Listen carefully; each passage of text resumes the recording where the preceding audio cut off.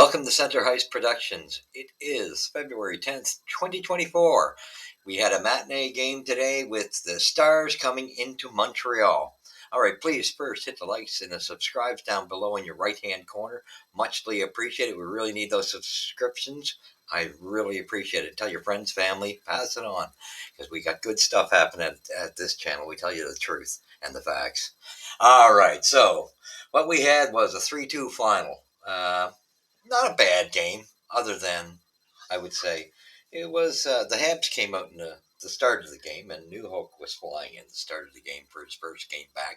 Alex Newhook was back, but it was the usual good intensity in the first, but we died off and got a little lackadaisical. We got outplayed in the second period, and then the third we took too many penalties in the third and kind of bit ourselves in the butt. And with what time was left, there just wasn't enough. And of course, we could do nothing with the power play, although there were some good looks. All right, so final score 3-2. First period, no score. Pretty good first period. Like I said, the Habs actually outplayed the Stars in the first. A second period came along, and wow, we had it ended up 3 goals for the Stars, 2 for the Habs. No scoring in the third. Final score 3-2. Ottinger got the win. Montembeault was started for the Habs. He played well, but just again, the Habs just could not muster enough. Tyler Seguin scored twice, and Matt Duchene had 2 assists, and the Dallas Stars beat the Montreal Canadiens 3-2 on Saturday. Thomas Harley, what a great player that kid is for the Stars. Man, that's a player I wouldn't mind having in our lineup. Also scored to improve his record to 8-2-1. Dallas's record to 8-2-1 in its last 11 games. Mason Marshman added 2 assists, and Jake Ottinger made 18 saves. Now that's a pretty easy night. How you expect to win a game? That's my point. Being you're not going to win a point. You shouldn't win a game with 18 shots, and then we didn't. Nick Suzuki started the scoring, and he had a goal and an assist, which had 1, 2 of 3. Okay, and Yuri Slavkovsky also scored, assisted by Mike Matheson, who had 2 assists. Cole Caulfield extended his point streak to 11 games. The Canadian goaltender Sam Montembeault stopped 35. Now look at the differential. That's just, again, even though it was a good game, that's got to be cleaned up. I mean, you got to start pumping shots at the net. Yeah, you can, and decreasing what's coming at your own net, right? And just shows you that veteran experience of the Stars, right? So, and that was his second straight start. So Alex Newhook played his first game since November 30th. He looked good, I would say. He looked better in the first than he did the rest of the game. I found he died off as the game went on, which kind of, for a guy just coming back, you can't knock him. So Montreal opened up the scoring 38 seconds into the second period. Cole Caulfield perfectly banked a pass and sent Suzuki on a partial break before the captain rifled it over Ottinger's right shoulder. Then the Canadiens had a rough stretch. Raphael Pinard ran into his teammate Yoel Armia and an odd-looking collision, and Pinard went down with a lower body injury, never came back. He had to be helped off back to the dressing room from the bench, assisted. So it doesn't look good. He didn't have that many games played, just coming back from an injury. And that's what I've said about him. A great kid. He's too small. He's too small for this league, and I'm sorry to say to Habs fans. I like the kid. Don't get me wrong. Size does matter when you get to that level, and you got to have some meat to you. You're just going to get bounced around like a ping pong ball. You know what I'm saying? Just the way it is. And it looks like it was his right leg that got injured. So I would think didn't look good the way he went back there. I'm expecting he's going to be gone again for a bit. We'll find out what the results of that injury are. But with that being said, yeah, Sagan had a phenomenal night, and he's always a threat, and he scored twice against us. He definitely changed the outlook of the game for the Stars. They responded very quickly, uh, and then Slav got one back for us to get us. After they scored 3 goals, and it happened fairly quick. And then Slab got us a goal going into to bring us draw us in closer 3-2. So it was still a game, and it was a pretty good game in the third. There were some great breakaway chances, like Armia, where he can't hit the broadside of a barn on a breakaway. There's just some shots there that even Slab missed one, Suzuki missed one, and Caulfield missed one. They all had kind of a few turns where there were some shots that they missed. Um, just cashing in. I think with Slab, he tried to do a one timer. He probably should have stopped the puck first. Would have been nice to get the one timer, but missed that one. But like I said, with the couple of breakaways we had with Armia, there's no reason why. And the same thing. Evans had some good chances, and Pizzato, and just couldn't do anything with it. So with that being said, it was a respectable game. Um, you know, that's uh, that's what you expect. You hope to get to see is a respectable game, and it was. Again, there is an issue with our second periods, no doubt about it. We blew glass. We've been blowing our second periods and putting ourselves in jams in the second. It's like we fall asleep and just forget how to play hockey, and just die off and make mistakes. We got penalized a little too much for my liking as this game carried on. So no surprises. 3 stars. Tyler Seguin, 2 goals, +2. Nick Suzuki, 1 goal, 1 assist, +1, and Marchman, 2 assists, +2. So for scoring summary, no goals in the first, second period, 38 seconds. Nick Suzuki assisted by Caulfield and Matheson. 3:51. Like I said, they didn't take long to respond. Thomas Harley gets one, assisted by Hice and Jason Robertson. And 4:15, Tyler Seguin scores the go-ahead, assisted by Matt Duchene and Mason Marshman. And then we get another one at 17:45. Tyler Seguin, assisted by Matt Duchene, assisted by Mason Marshman. Again, this seems like the same names coming up as you noticed. And then at 18:37 of the second, Yuri Slavkovsky. He's just been hot, hot, hot, and what a bullet of a shot, and from such a bad angle too. Just good to see him keep crashing the net, keep working, keep plugging, and then just takes the. And that's the great thing. I've always sworn that when you play that way and you just put the shot on the net from bad angles and everything, goaltenders don't expect it, and that's what he did. He wired that shot. Great feed out by Suzuki and Matheson, who made the play behind the net to Suzuki. But great pass feed out by Suzuki, I got to say that. Then we went into the third period. We just could not get it back. We could not get ourselves that tying goal. And of course, I think we just had too many penalties. Awful lot of high sticks in this one. It seemed like Pavelski got a high stick a couple times in this game.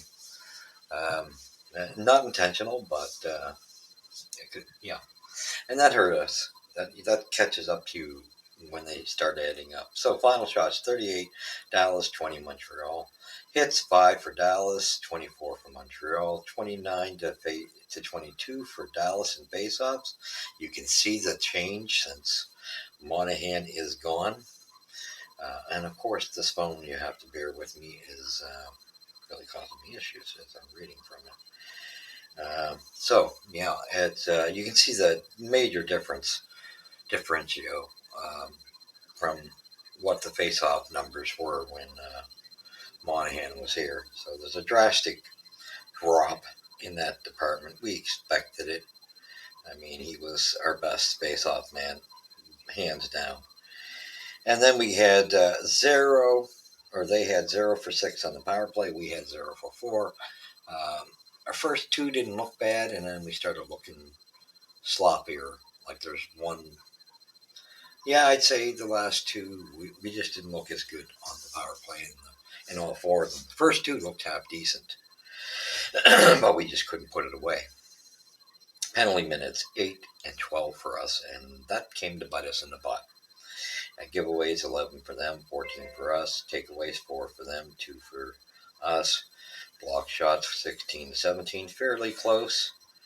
And first period penalty summary: Tanner Pearson gets the interference.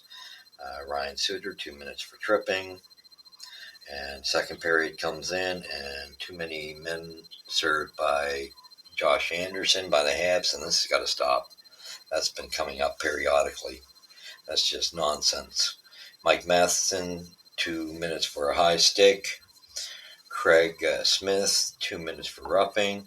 Struble, 2 minutes for holding. Third period, here's where we got stupid and blew the game on ourselves. Our attempt to come back, Tyler Seguin got a penalty. Then we got a penalty, or the Ryan Suter, sorry. And Jake Evans took one, 4-minute high sticking. So between Matheson catching Pavelski in the face and then Evans one, I was kind of questioning why he got 4 minutes on that one. I totally agreed with Marty St. Louis questioning that. That was not a 4-minute penalty, and that he got charged, and it really just destroyed any attempt to come back. We just didn't have enough time. And so, yeah, that was the game. It was, like I say, not a bad game. It was good spirited. Again, all the production's coming from line one, and that's, I don't think it's a surprise. We know that those three have been on fire of late, doing different things. Slav's been on fire, Suzuki has been on fire, and so has Caulfield. And Caulfield's been doing well in the back checking department. I got to commend him because for a little guy, he's been working harder. But I say for us, what I don't like, and I've seen it continually this year, even you've seen it last year a bit too, so it's not like it just arose. We don't seem to know how to play defensively in our own end. We get caught in there and then we can't get out. And it's like the poor defensemen are jumped on and there's nobody to pass it to. The forwards don't seem to know where to go. They don't pick up their men. There's always seems to be an odd man. That's got to change. I don't understand why a guy, you know, you see a man on your side, you take him. It's very simple. There's no crazy scientific thing to this. It's natural. You stay in your position, you take the man in your zone and let that man take his responsibility, and you don't overcrowd. You don't have 2 to 3 guys gang up on one player. That allows 2 players free for the opposition.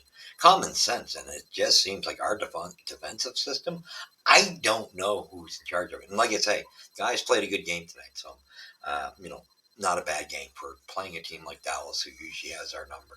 So they played a good game against a veteran squad. So I'm not trying to knock them that way. I'm kind of knocking some coaching things too, just because this has gone on, and I don't know who's responsible for what anymore with these coaches. Again, the disappointment with Burrows on the power play, penalty kill we looked all right on, but I don't know who is responsible from the coaching staff for the forwards coming into the defensive zone to help their defensemen, because that part of our game is gone. It's there's so much confusion there. It's got to change.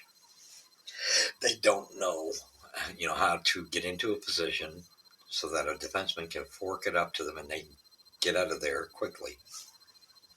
Now I found it.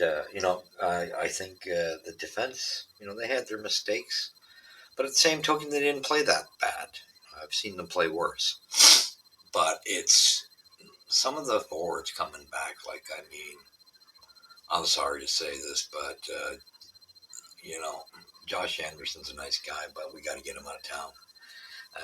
It's I don't understand what he's doing out there. Um, um, Gignac he made an effort. I'm still not sure what I think of him yet. He puts a good effort in. He had some really good chances too. I think he had a breakaway and blew it. But at the same token, for a guy just coming up, that's pretty good. But he seems to be okay here and there. I got to see more of him. I don't think he's going to be the miracle for the Habs. He's bottom six player for sure. Pizzetta, all right. Like I say, just effort wise, it was there, but like I say, if you think for a moment Harvey Pinard's going to stay with this club, not going to happen. We got too many small forwards, and he's getting banged up already. He's got the heart, and I think with a big bruising team, he might be able to stay in the NHL. Not with the Habs, though. It's not going to happen. He's got to be insulated, and he's a bottom six forward. I would even place him. I hate to say, most teams would have him on the fourth line, bottom dollar, and just can't be here in Montreal. It's not going to work. It's catching up, and the fruits will come into fruition and show itself. So really, again, like I say, they played a decent game. I think we got to start thinking. I don't know. Like I say, I'm not quite sure with some of the combinations. It was hard once Pinard went down because you had Suzuki and Slav at times playing extra time. So that tends to screw things up, fatigue wise, players as well. But yeah, no, I found this to be a better game on Mike Matheson's part. I thought Savard was half decent. I thought um, Struble was okay. He got busted a couple times, but nothing serious. He was pretty okay. And Jack Eye at least got out of the game safely. Yeah, I think he did throw a couple nice hits finally, but I think he's still got to get out of this shell and be himself. But as long as he keeps working at not getting burnt, and I think he's progressing. Kovacevic, I can never say the guy's name. To me, he played a really solid game. Uh, People can say what they like about him. He's very solid. He's probably one of our most consistent defensemen, to tell you the truth of it.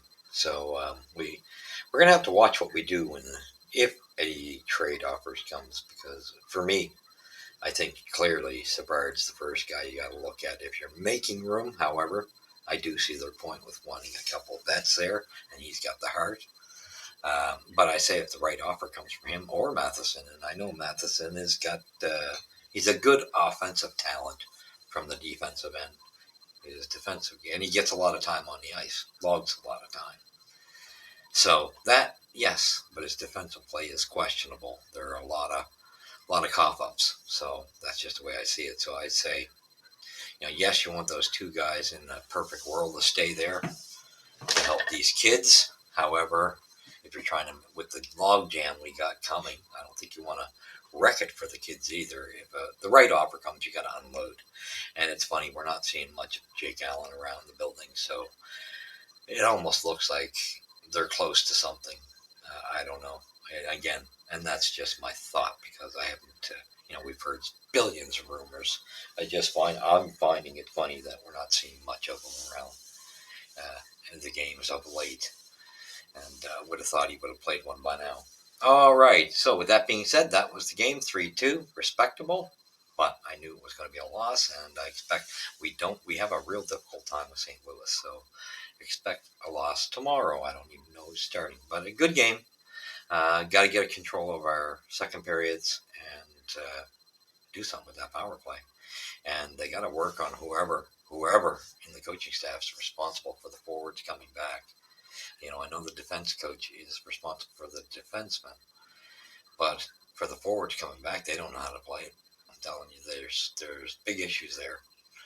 So there's system issues that they just don't seem to clue in. That's got to be corrected over time. But definitely, there's definitely an adjustment that's going to have to be made in the next 2 years of the level of talent, because I think a lot of it may have to do with having too many third and fourth liners that are small. And they're third and fourth liners, maybe more fourth liners than anything. Oh, so that's the end of that one. We will catch you tomorrow and do a review of that game. So, where's the puck drop first here at Center Hice Productions? We shall catch you after tomorrow's game, and that's a matinee game as well. So, we'll catch you then. God bless.